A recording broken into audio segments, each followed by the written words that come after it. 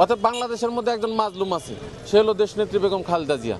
এই মাজলুমকে রাষ্ট্রপতি বানানো হোক এবং ডক্টর মোহাম্মদ ইউনূসকে প্রধানমন্ত্রী ঘোষণা দিয়ে এই দুজনকে রাষ্ট্রপ্রধান বানানো হোক। দেখেন, নির্বাচন বাংলাদেশের মধ্যে সর্বদাই আমরা দেখতেছি জনগণের টাকা ব্যয় করে একটা নির্বাচন হয়।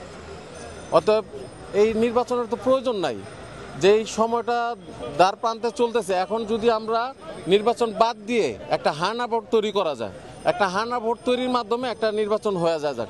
বাংলাদেশের জনগণের আর টাকা ব্যয় করার কোনো প্রয়োজন নাই, কারো পকেটের টাকা যাচ্ছে না, বাংলাদেশের জনগণের পকেটের টাকা যাচ্ছে। অতএব বাংলাদেশের মধ্যে একজন মাজলুম আছে, সে হলো দেশনেত্রী বেগম খালেদা জিয়া।